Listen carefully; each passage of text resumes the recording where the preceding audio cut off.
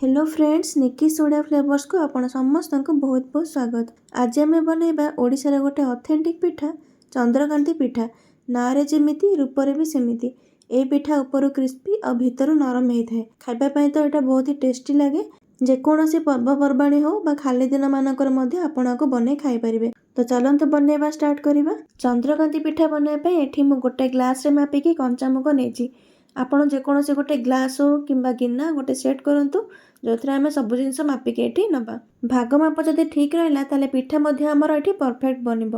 तापर से same glass रे 1/4 ग्लास मुझे अरुआ चाउल नहीं माने ये आम मुग डाली जी नवा तार 4 भाग गोटे भाग आम ये अरुआ चाउल नवा। एबे चाउल को भल भाव में 4-5 थर धोई नवा।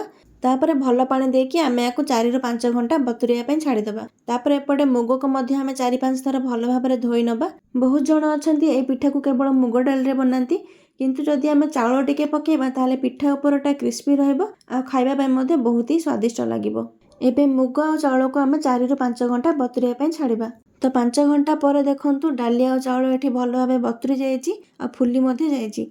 एबे यार एक्सेस पानी बाहर करिकि आको ग्राइंडर जार रे दे दबा आ आधा कप पानी देकी आको भल भाबरे बाटी नबा। जेहेतु एठी अधिका परिमाण रे मु मुग आ चाउल नेथिली तो आम आपको 2 थर कर बाटिबा। बड़का मुग चाउल को आम ग्राइंडर जार देदेबा आ आधा कप पानी देकी आपको भल भाव में ग्राइंड करनबा।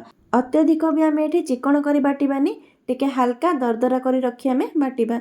बैटर कंसिस्टेंसी आपड़ देखिपे किपरि अच्छी, ना अधिका पतला ना अधिका मोटा, ठीक यही ही कंसिस्टेंसी रखी आपड़ बाटिबे। एबे जिबा नेक्स्ट स्टेप को जंतणी जंतिबा पई मु एठी गोटे मोटा कड़ाई नेची। एबे से सेम ग्लास रे मापिकी 1.5 ग्लास पानी दबा। पानी रो मेजरमेंट आपड़ ध्यान रखंतु। मुग चाउल बाटला बेले मु आधा कप पानी देकी बाटी थिली। एबे जंतणी जंतिबा पई 1.5 ग्लास पानी देची, माने टोटल मु एठी 2 ग्लास रो पानी व्यवहार करिची। एबे मीठा पई चीनी दबा। से सेम ग्लास रे मापिकी एठी 3/4 ग्लास मु चीनी नेची। मीठा आपड़ निज इच्छा अनुसार एठी कम बेसी करि परिबे। एबे आमे एथिरे दबा नडिया कोरा, ता सहित गोटे चम्मच गुजराती गोलमरिच गुंड, तापर भल टेस्ट आसिया पे गोटे चम्मच पान मधुरी दबा। तापर राशि 2 चम्मच दे दबा। तापर आधा चम्मच लुण दबा आ ता सहित दबा गोटे छोट चम्मच गुआ घिओ। टेस्ट भी भल आसीबो और जंतणी भी स्मूथ बनिबो। एबे आमे हाई फ्लेम रे रखी ए सब को गोळेई नबा और हाई फ्लेम रे ही गोटे फुटा आसिया पर्यंत ए सब को फुटेई नबा। तो एबे देखंतु पानी एठी फुटी जाईची। एबे आमे फ्लेम को लो रे रखिबा और बाटिकी रखिथिबा मुग चाउल को ऐड करिबा। मुग चाउल बटा देला माने आमे सांगे सांगे आकु गोळेबा स्टार्ट करिबा। जमा भी हाथ को अटकेबेनी, नहले लम्स आसी जिवो। आउ ए जंतणीटा जेते भल भाबे सिझिबो पिठाटा हमर सेते परफेक्ट बनिबो। आपण देखि पारुथिबे जंतणी रे बिल्कुल भी लम्स हेनी और जंतणी एकदम स्मूथ बनिची। चंद्रकांति पिठा बनया पे जंतणी को टाइट करी जंतिबेनी, ए जंतणी टिके नरम ही रहइबो। तो एबे जंतणी रेडी हे गला। एबे आमे गैस रो फ्लेम को ऑफ कर दबा। तापरे एबे चंद्रकांति पिठा सेट करिया पे मु गोटे स्टील थाली नेची। एबे एथिरो घिओ भल भाबरे लगे नउची, जो थिरे कि पिठाटा सेट होला परे भल भाबरे बाहरी परिबो। तापरे गरमा गरम जंतणी को थाली रे सेट हबा पे रखिबा। जंतणी को बिल्कुल भी ठंडा करिबेनी, नहले जंतणी सेट हबनी आ शेप रे मध्ये कटि परिबोनी। एबे आमे आको आधा घंटा बा गोटे घंटा ठंडा हबा पे छाडी दबा। आधा घंटा परे देखंतु जंतणी पूरा सेट हे जाईची आ टाण मध्ये हे जाईची।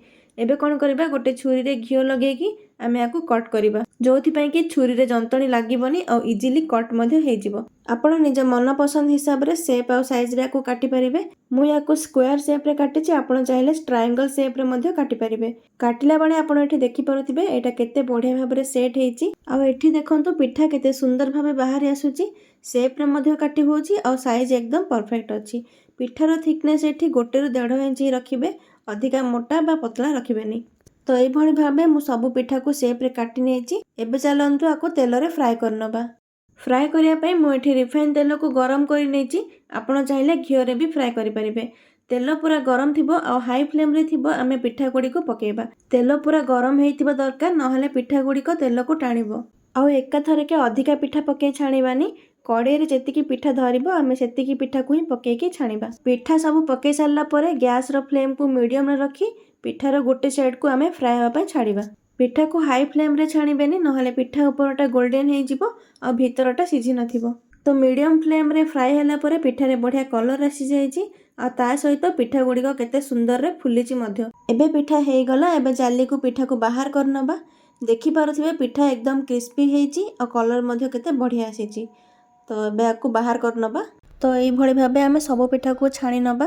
प्रथमे तेल को हाई फ्लेम रे गरम करवा, तापर गोटे गोटे करी पिठा को एठी पकेइबा। पिठा गुड़िक पकई सारा पर आम गैस रो फ्लेम को मीडियम रे रखिबा। तापर पिठार गोटे साइड को प्रथमे फ्राए करवा, तापर आम उल्टेइबा। चंद्रकांति पिठा बनेबा बहुत सहज। जदि भागमाप ठीक रहिला ताहले जे के भी आकु सहजरे बनै पारिबे। तो एबे देखंतु पिठा गुड़िक फ्राए हो गलानी। एबे आकु बाहर कर नबा। एठी हमर रेडी हो गला चंद्रकांति पिठा बा मुगकांति पिठा। एबे तो शीत दिन चली, तो ये पिठा को आपण कम से कम 5 ରୁ 6 दिन रखी खाई पारिबे। आपण माने भी ये पिठा को बनातु आ ये पिठा खाया पे बहुत ही स्वादिष्ट लगे।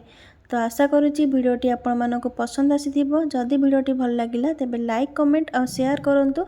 और जदि चैनल नुआ अछंती तेबे सब्सक्राइब करनियंतु। देखाबो पुणी गोटे नुआ भिडियो रे। रहिली जय जगन्नाथ।